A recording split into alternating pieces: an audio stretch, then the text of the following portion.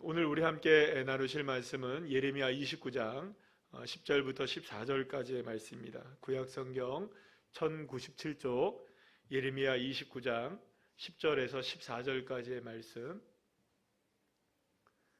예레미야 29장 10절에서 14절까지의 말씀을 우리 다 같이 함께 한 목소리로 합독하시겠습니다.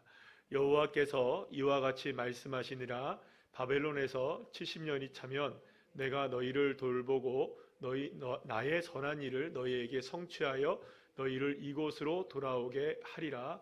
여호와의 말씀이니라. 너희를 향한 나의 생각을 내가 아나니 평안이요 재앙이 아니니라. 너희에게 미래와 희망을 주는 것이니라.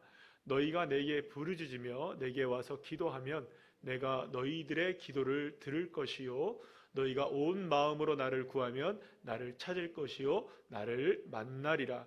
이것은 여호와의 말씀이니라. 나는 너희들을 만날 것이며 너희를 포로된 중에서 다시 돌아오게 하되 내가 쫓아 보내었던 나라들과 모든 곳에서 모아 사로잡혀 떠났던 그곳으로 돌아오게 하리라. 이것은 여호와의 말씀이니라. 아멘. 할렐루야. 옆에 있는 분들과 인사 나누겠습니다. 반갑습니다. 예, 감사합니다. 오늘도 이 밤에 주님 앞에 나와서 예배하는 여러분들에게 풍성한 주님의 역사를 허락해 주실 줄로 믿습니다. 오늘은 예레미야 29장 10절에서 14절까지 함께 읽은 말씀을 가지고 위기에서 빛을 발하는 기도라는 제목으로 함께 은혜를 나누겠습니다. 여러분, 그 누구라 할지라도 위기를 좋아하고 어려운 상황을 좋아하는 사람은 없을 거예요. 모두가 다 평안한 것을 좋아하고 형통한 것을 좋아하지, 물론 위기라는 말 자체가 어떻게 보면 위험한 일, 요즘에는 그런 것도 많죠. 스스로가 그냥 일부러 위험한 곳에 가가지고 막 SNS에서 자기가 그걸 자랑하려고 셀카를 찍는 그런 사람들, 그렇게 스스로가 그렇게 하는 사람들 말고는 스스로가 어떤 위기를 좋아하거나 위험한 일을 만나는 것을 즐기는 사람은 아마도 아무도 없을 것입니다. 하지만 우리가 인생을 지금까지 살아오면서 우리가 경험했던 바들은 어떤 것입니까? 늘 위기를 우리가 피할 수가 없다는 것이죠. 다양한 삶의 위기가 우리에게 다가온다는 겁니다. 그런데 우리가 또한 경험했었던 것이 무엇이냐? 우리가 신앙을 가지면서, 믿음을 가지면서 우리가 경험했던 바들은 뭐냐? 그 위기가 언제나 우리의 삶 속에서, 나의 삶 속에 축복의 문이 열려지는 시작점이 되었다는 것. 그러니까 이런 겁니다. 누구에게나 위기는 다 다가와요. 그러나 누구에게나 다 그것이 위기가 축복으로 변화되지는 않아요. 그러면 누구에게 그것이 축복으로 변화가 되느냐? 피할 수 없는 위기라면 그 위기를 우리가 축복으로 바꿔야 되지 않겠습니까? 그런데 누가 그것을 바꿀 수 있느냐? 기도하는 자만이. 할렐루야. 기도하는 자가 그 위기를 축복으로 바꿀 수가 있게 되는 것입니다.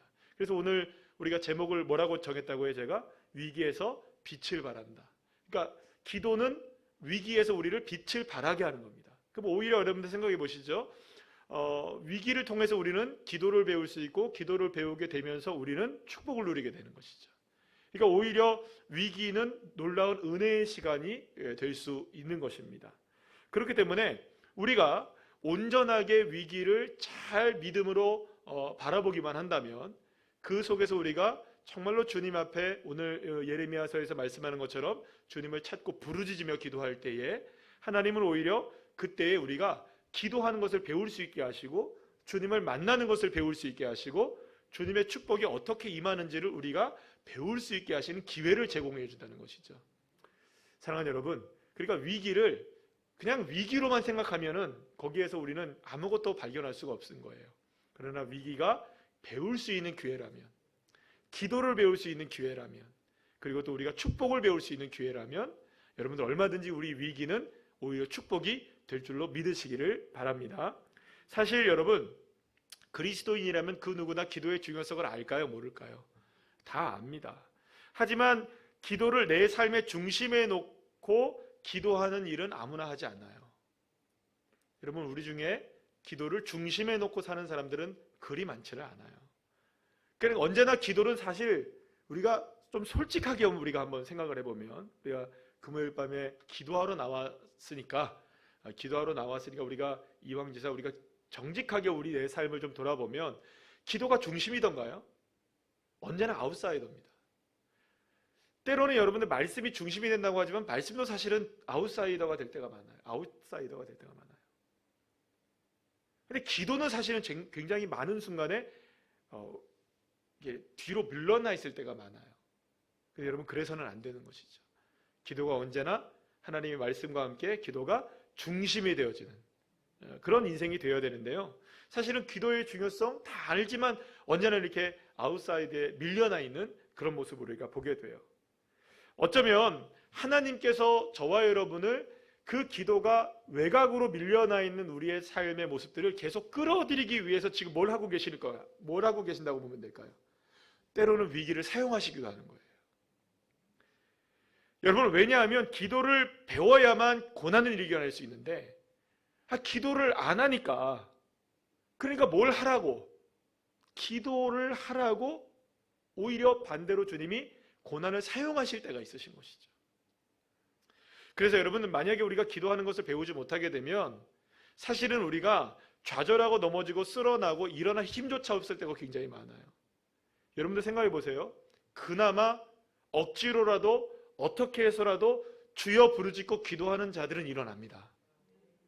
그러나 여러분, 기도하지 않고 넋놓고 있는 사람들 계속 넋놓고 있게 돼요. 뭐 언제가 되겠지, 뭐 어떻게 되겠지, 하나님 나 사랑하시니까 괜찮겠지. 여러분, 물론 우리가 주님 사랑하시죠. 그 사랑을 끊이지 않으시죠. 그러니까 주님께서 우리에게 무슨 기회를 주시는 겁니까? 기도할 수 있는 기회를 주시는데 그 기도할 수 있는 기회조차 우리가 놓칠 때가 얼마나 많은지 모른다는 거죠. 여러분, 그러니까 여러분, 결국 그렇기 때문에 우리가 기도를 무시하면 안 되는 것입니다. 아주 짧은 기도라도 주님 앞에 나와서 엎드려 간절하게 기도하는 기도를 주님이 들으시는 거예요. 그러니까 여러분, 기도는 세상을 움직입니다. 왜냐하면 하나님이 움직이시니까. 하나님이 움직이시면 누가 움직이시는 거예요? 세상이 움직이시는 거잖아요. 그러니까 우리에게 기도의 제목들이 많죠. 우리가 또 기도의 제목들을 부탁을 많이 받잖아요. 그렇잖아요. 그러면 여러분, 그때일수록 저도 그렇습니다. 이제 목사로서 이렇게 있으면은 마음이 아플 때가 많아요. 이렇게 기도의 제목들을 이렇게 듣게 되면 마음이 아플 때가 많아요. 안타까울 때도 많아요. 그래서 여러분, 그럴 때마다 제 마음속에 주여 이렇게 됩니다. 정말 그렇게 주여 돼요. 어제도 저녁에 저희 집사람이랑 이제 뭐 하다가 이제 기도하고 집에 가는데 같이 그랬어요. 주여 어떡하나, 주여 어떡하나 그랬어요. 그런 일들이 우리에게 있단 말이죠. 그런데 여러분, 그리고 돌이켜서서 강단에 앉아서 기도를 할 때마다 다시금 힘을 얻어요. 왜냐하면 그래도 기도할 수 있어서 감사합니다. 주님, 그래도 기도할 수 있게 하셔서 감사합니다. 그래서 여러분, 그렇잖아요. 우리가 아주 작은 문제를 할지라도 여러분, 내 힘으로 이겨내려면 이겨낼 수 있나요? 못 이겨내요. 그러나 여러분, 아주 작은 문제라도 주님의 힘으로 이겨내려고 하면 여러분, 세상이 움직이는 걸 경험하게 되는 거예요. 주님이 움직이시니까. 그래서 여러분, 기도는 문제의 크고 작음을 떠나서, 우리의 삶의 위기의 크고 작음을 떠나서 기도한다는 것은 하나님 앞에 겸손함을 이야기하는 거죠. 주님밖에 없습니다. 주님만이 정답입니다. 주님만이 이 문제를 헤쳐나갈 수 있으십니다. 주님만이 움직이실 수 있으십니다. 그러니까 여러분, 그러나 여전히 내 힘이 남아있고 내 방법이 남아있고 여전히 마음이 편하면, 물론 여러분, 주님이 주시는 평안은 감사한 거죠. 위기 속에서도 평안함을 누릴 수 있다는 건 감사한 일이지만, 그런 상황 속에서도 주님 앞에 엎드리지 않는다는 것은 그거는 상당히 어떤 단어일까요? 겸손의 반대. 이건 교만한 거죠. 사랑하는 여러분, 주님 앞에 나와야 하는데 여전히 그만 자기의 삶에만 머물러 있다면 여러분, 그것은 저와 여러분이 다시금 삶을 점검해 봐야 되는 거예요. 제가 우리 성도님들 중에서는 신앙의 1대들도 있으시고 2대, 3대, 4대 이렇게 꽤 오랫동안 가족이 이렇게 쭉 내려오는 신앙의 내력들이 있으실 거 아니에요? 근데 저도 이제 제 아버지 어머님께서 예수님을 첫 때에 이제 믿으셨고, 그래서 모든 그 뭐랄까요, 우리 집안의 우상을 섬겼던 것들은 다 끊어내고, 그리고 아버님 목회자가 되시고, 저도 이제 목사가 됐잖아요. 그래서 늘 언제나 그런 생각을 갖고 있었어요. 저는 무슨 생각을 갖고 있었냐면, 제가 이제 부목사 시절 때에 어떤 생각을 갖고 있었냐면, 너무 제가 바쁘니까 제가 너무 바쁘니까 그렇게 얘기했어요. 아버지 어머니 기도하시죠? 네. 누가 안 하겠다는 겁니까? 예, 죄송합니다. 저에게 얘기하는 건 양아치죠? 그런 모습인 거예요. 뭐냐면 그냥 누군가가 기도하겠지. 그러니까 아버지 어머님이 나를 위해서 기도 당연히 하시겠죠. 여러분. 당연히 할까요, 안 할까요? 어머니 아버지가. 그리고 또 자기 장인 장모님이 또 장로님 권사님이시니 또 하실까요, 안 하실까요? 다 하시죠. 그러니까 저에게는 든든한 지원군이 적어도 4명이 있었단 말이에요.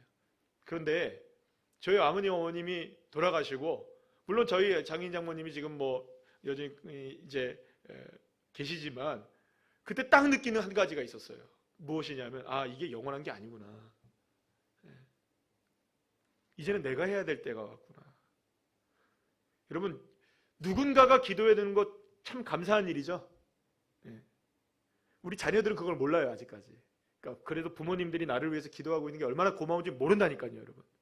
홀로서기를 해봐야 아는 거예요, 결국엔. 그렇죠, 여러분? 그런데 여러분 정말 그래요. 나 자신 스스로가 하나님 앞에 기도를 하러 주님 앞에 나오는 건 얼마나 중요한지 몰라요. 누군가가 기도하는 것 참 감사한 일입니다. 누군가가 여러분들을 위해서 기도하는 건 참 고마운 일이죠. 그러나 정작 정말로 무릎을 꿇어야 되는 사람이 누굴까요? 자기인 거예요. 제가 맥스 루케이도 목사님의 책을 읽다가 그런 얘기를 하시더라고요. 여기서 오해하지 마세요. 제가 이 이야기하는 거는 그 책에 대한 내용을 이야기하면서 여기에 맞는 이야기를 여러분한테 드리는 거니까.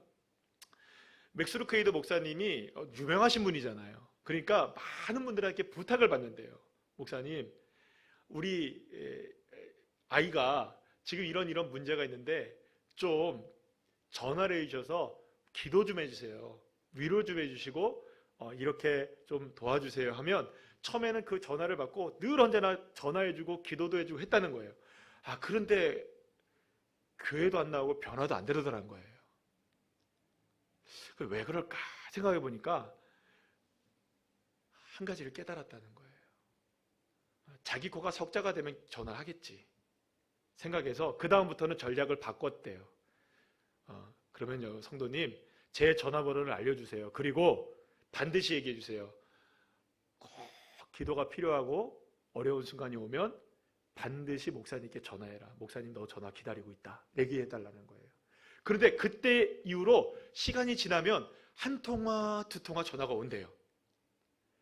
정말로 막다른 골목에 이르렀을 때는 누구를 찾는 겁니까?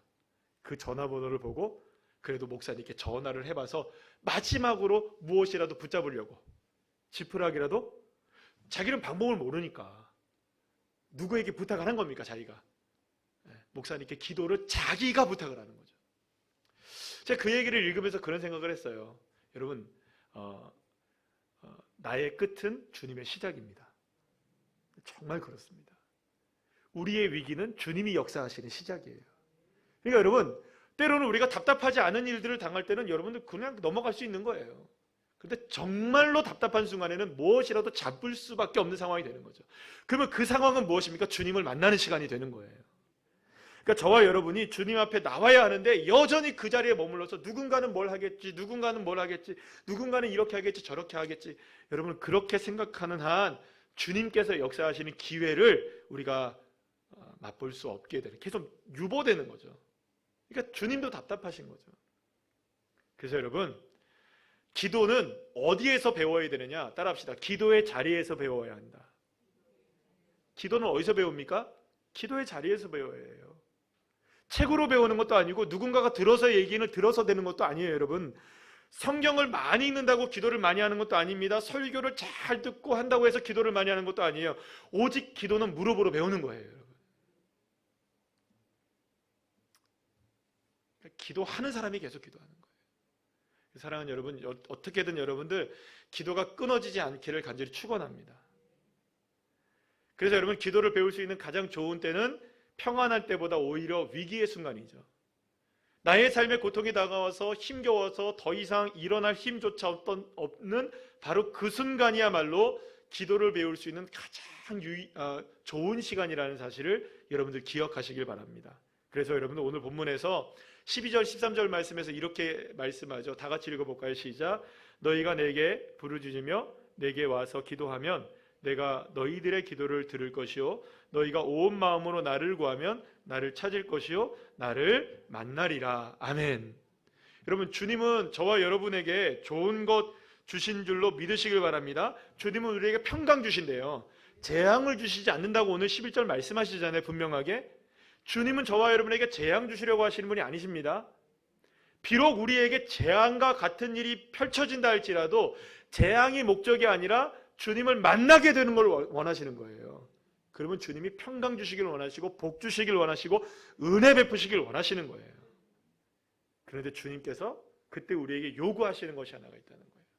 여러분, 요즘에 그 K-팝, K-푸드, 뭐 K-무비 뭐 이런 거 다 유행이잖아요. 그죠? 그래서 K-스타일이라는 게 전 세계적으로 유행하는 거 아시고 계시죠?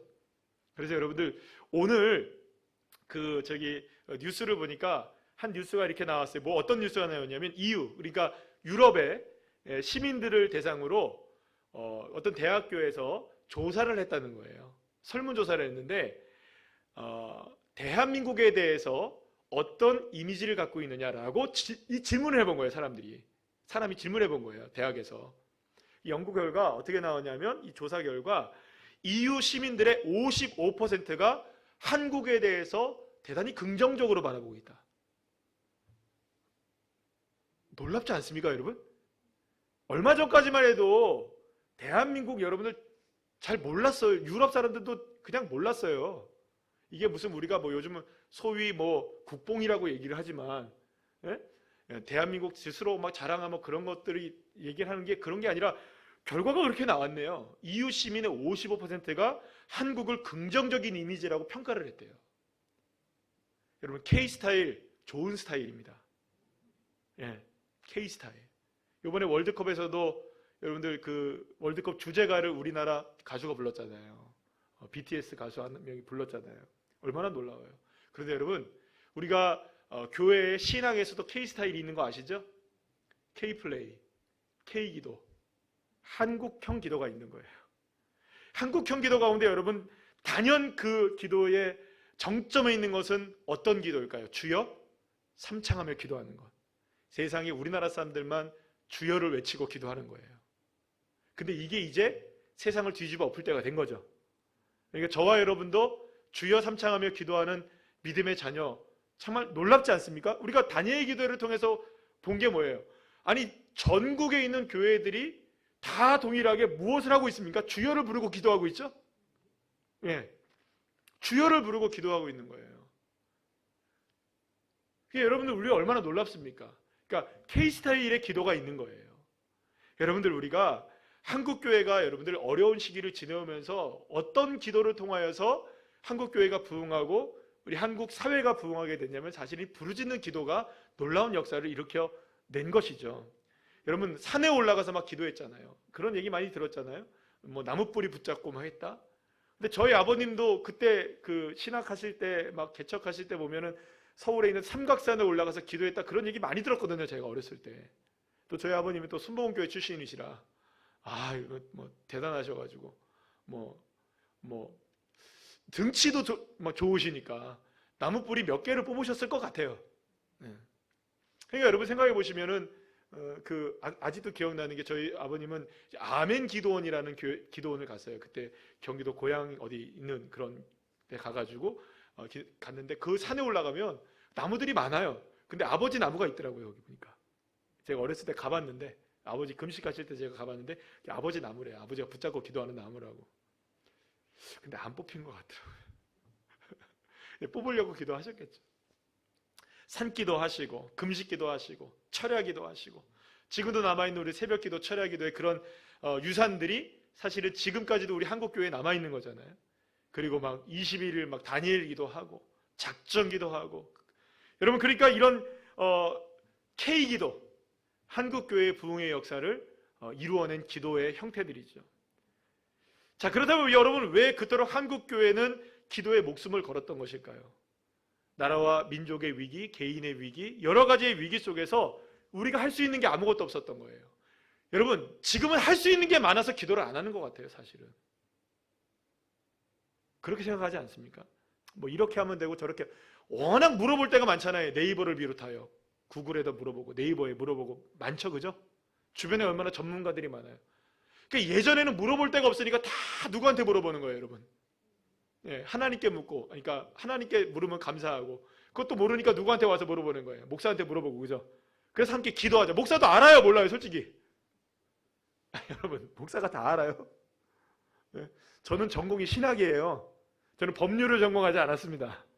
저는 의학을 전공하지 않았습니다. 저는 경제학을 전공하지 않았습니다. 그러니까 우리는 생각해 볼 때에 그런 것들의 전문가가 없으니까, 주변에 아는 사람이 없으니까 누구에게 달려오는 거예요. 목사에게 달려와서 목사님 어떻게 합니까? 이렇게 물어보니까 목사도 할 수 있는 게 뭐밖에 없는 거예요, 여러분. 성도님, 기도합시다. 그래서 주여 세보 외치기도 하고, 안 되니까 작전 기도하고 막 이랬는데, 요즘에는 워낙 물어볼 때가 많은 거예요. 다 알아요, 여러분들. 방법을 다 알아요. 뭐 문제가 생겼다, 이런 법적인 문제가 생겼다, 뭐 어디가 아프다 그러면 먼저 뭐 하는 거예요, 여러분들.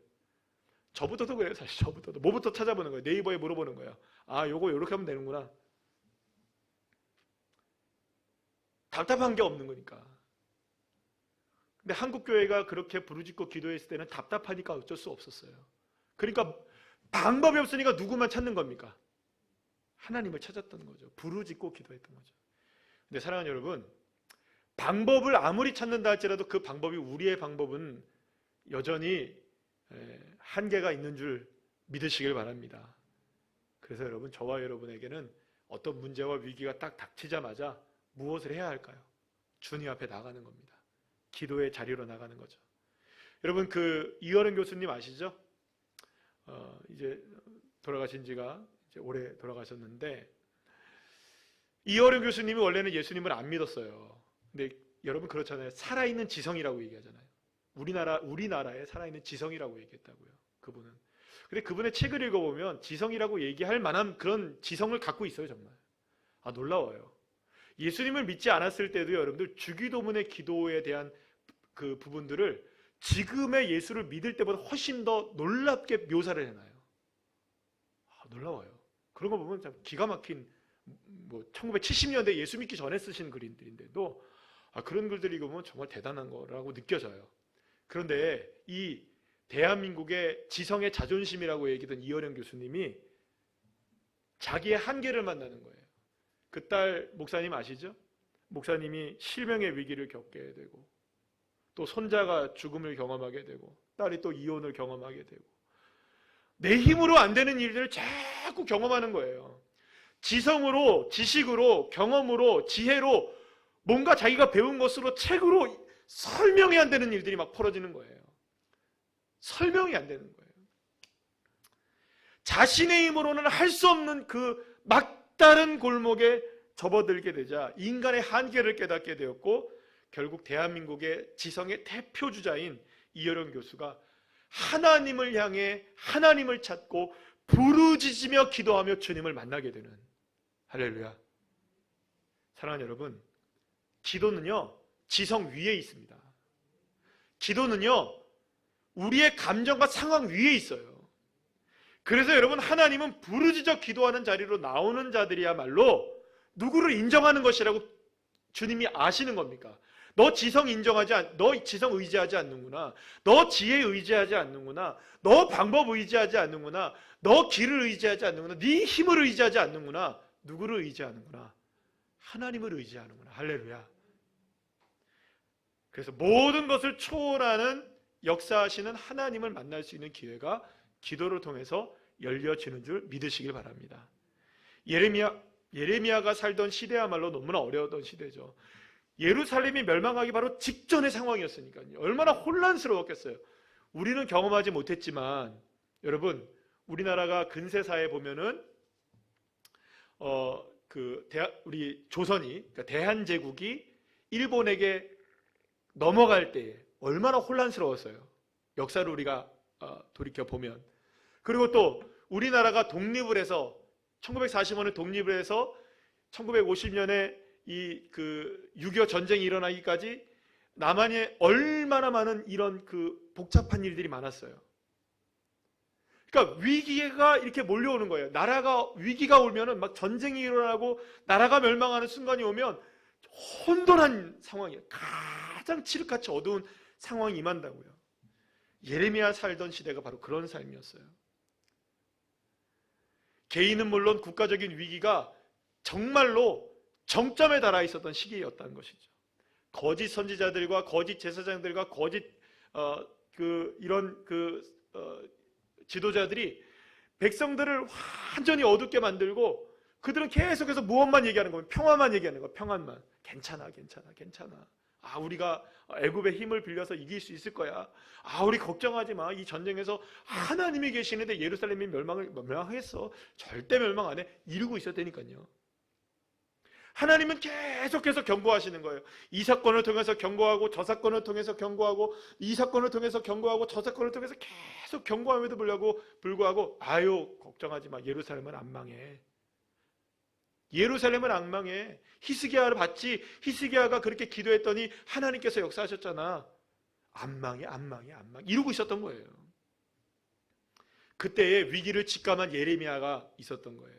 그리고 홀로 하나님 앞에 엎드려 간절하게 기도했던 것입니다. 누구만 기도하고 있는 거예요, 지금. 물론 숨어있는 많은 하나님의 사람들이 있었지만 대표적으로 누가 기도하고 있었던 겁니까? 그렇게 칠흑같이 어두운 상황 속에서 위기를 직감한 사람은 하나님 앞에 엎드려 기도하는 것입니다. 그리고 하나님은 예레미야를 사용하시는 것이죠. 사실 주위를 둘러보면 기도하지 않으면 안 될 일들이 너무나 많아요. 어쩌면 위기 아닌 것이 없을 정도입니다. 나라와 민족의 위기 많죠, 여러분?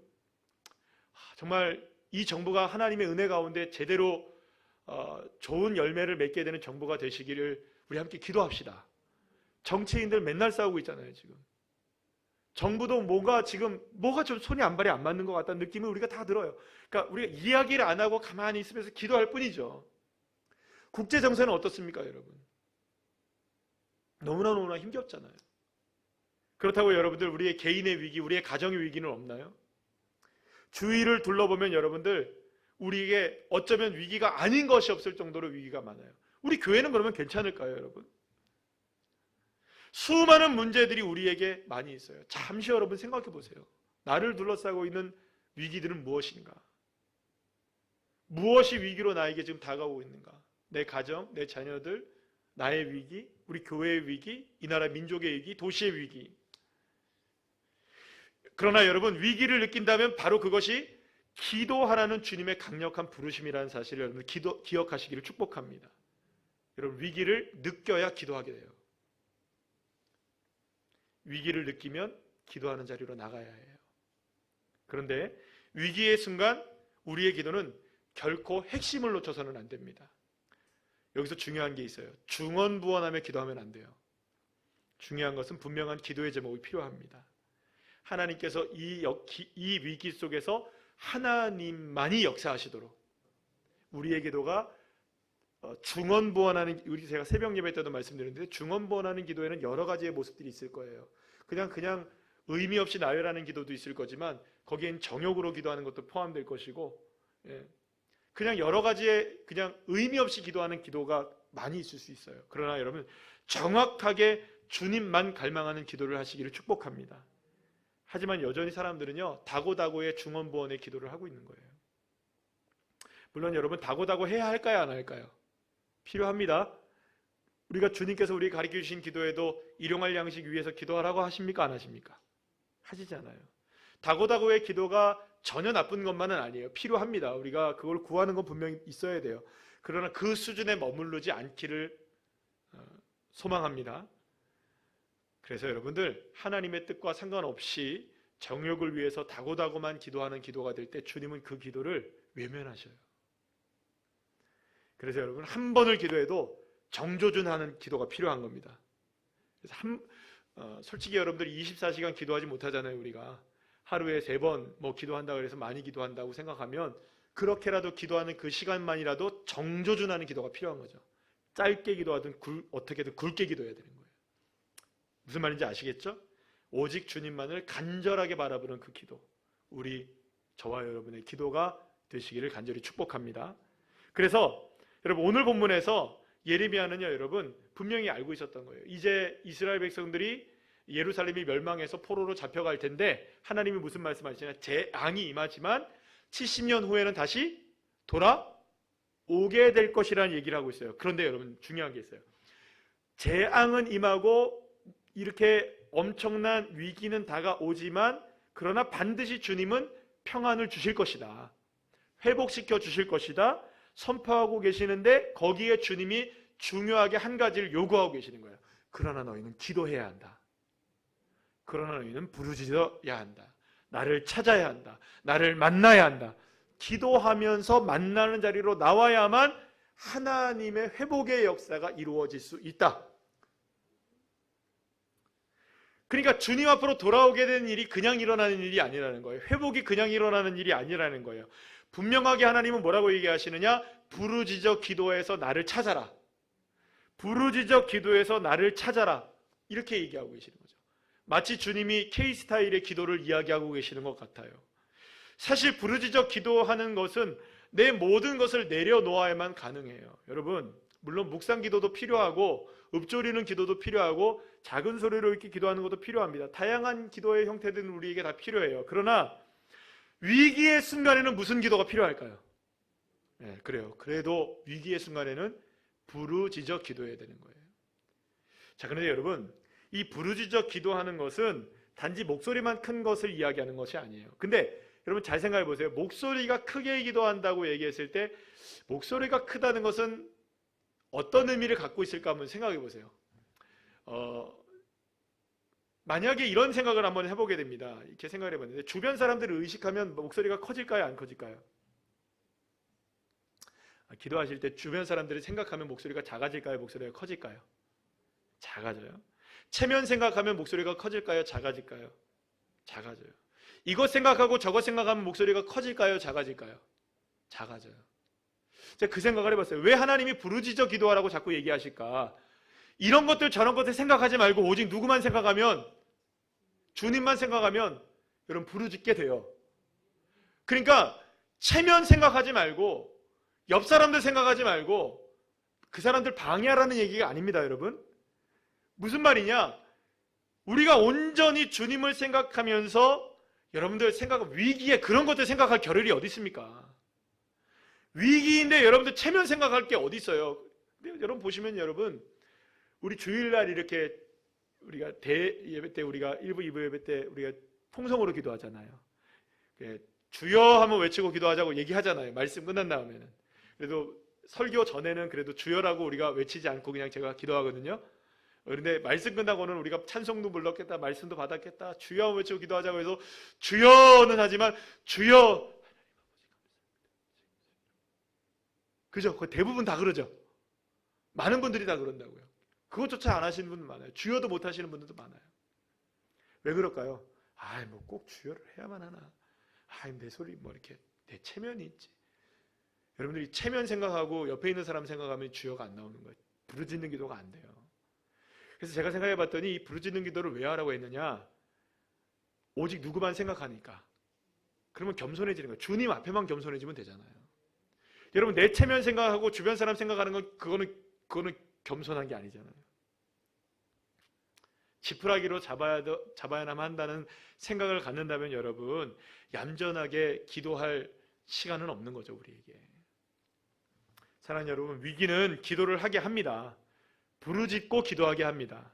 그리고 이렇게 부르짖어 기도할 때에 저와 여러분은 영적인 근육이 더욱더 단단해짐을 믿으시길 바랍니다. 그렇게 영적으로 단단한 근육이 일어나게 되면 어떤 것이 다가와도 쓰러뜨릴 수가 없게 되는 것이죠. 넉넉하게 이기게 되는 것입니다. 모든 위기를 기도로 뚫어갈 수 있게 되는 것이죠.